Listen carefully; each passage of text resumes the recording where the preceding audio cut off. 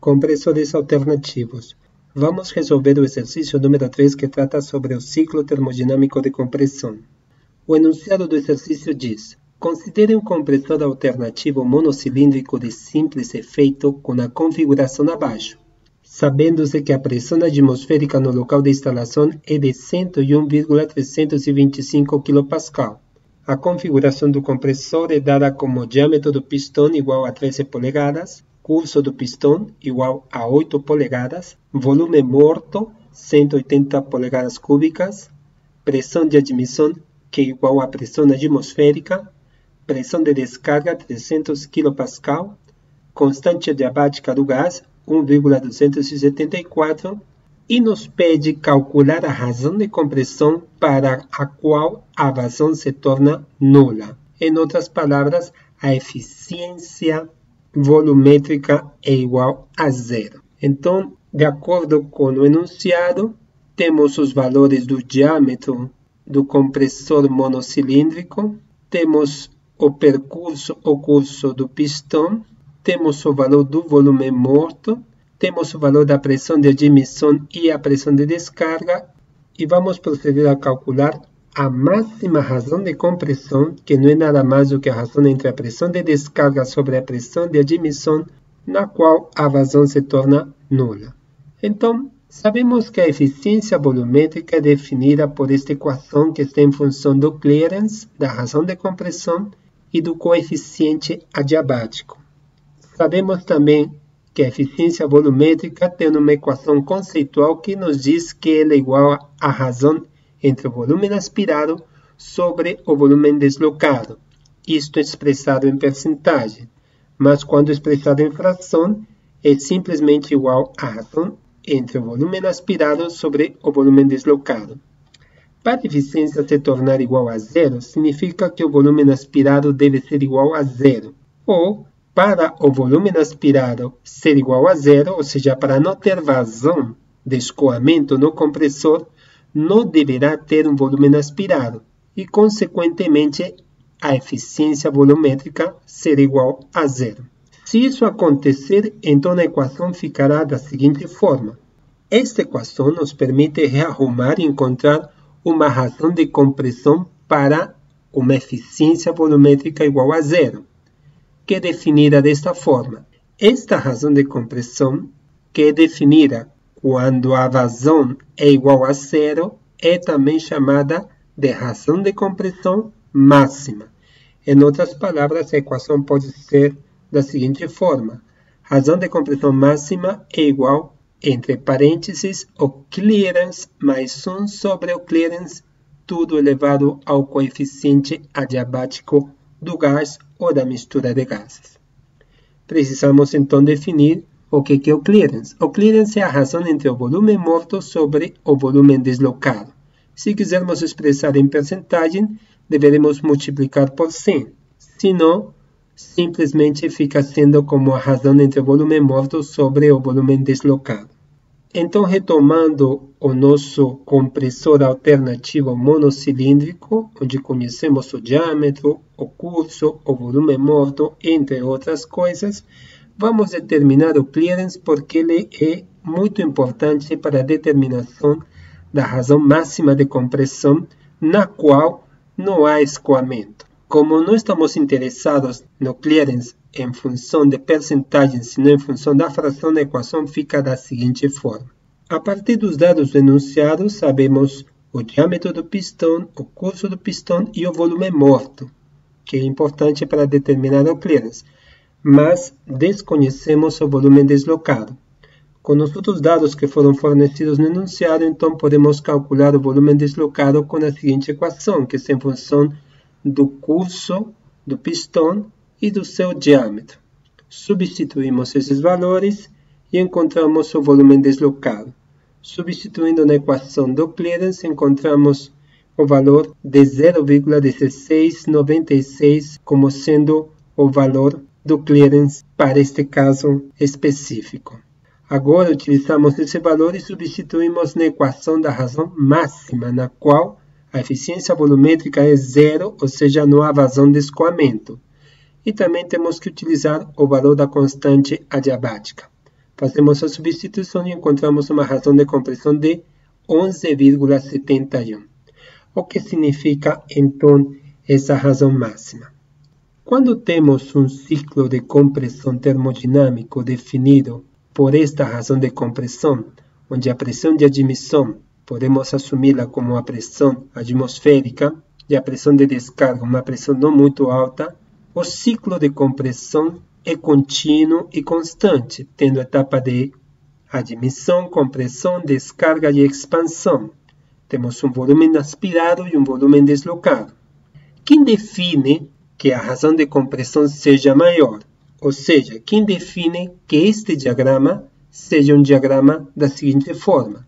Isso é definido no projeto de compressor, especificamente na válvula de descarga. Se a válvula de descarga for projetada para permitir a sua abertura até uma pressão acima desta do primeiro diagrama, então a compressão acontecerá a uma pressão maior, na qual o gás é descarregado. Só que a partir desse momento, o pistão irá se retrair e na sua retração, ele só conseguirá atingir a pressão de admissão, que é a pressão na qual a válvula de admissão se abre, numa posição bem maior da que se encontrava nesta primeira condição de compressão, o que permite um volume aspirado muito menor que no primeiro caso.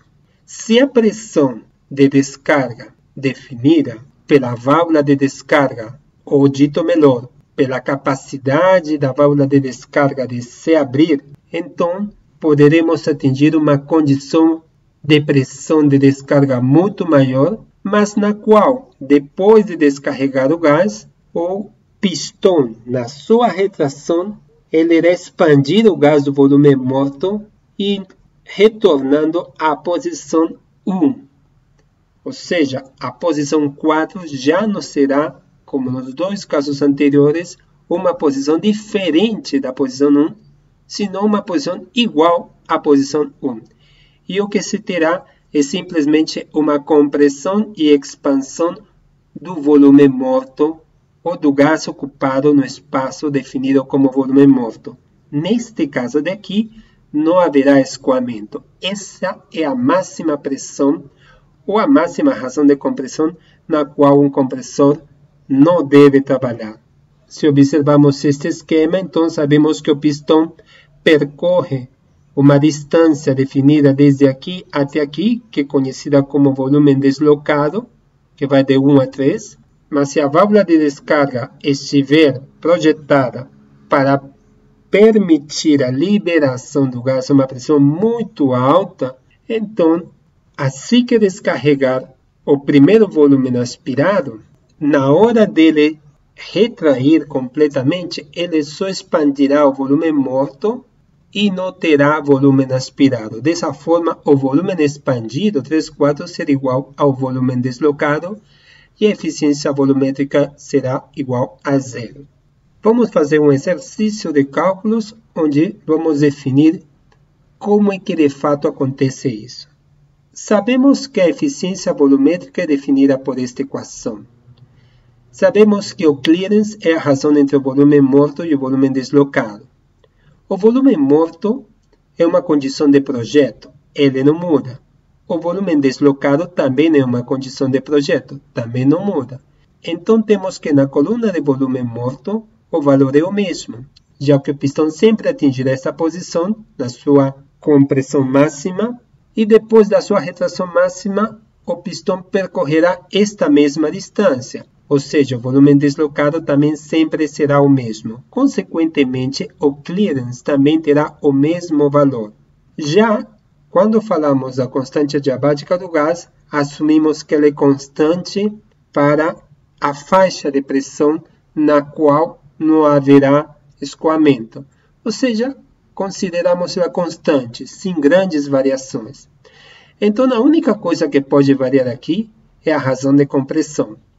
Mas sabemos que a pressão de admissão é uma pressão que não deve modificar muito, ou seja, será uma pressão que permanecerá a mesma. Nesse caso, ela é definida pela válvula de admissão e a consideramos como constante.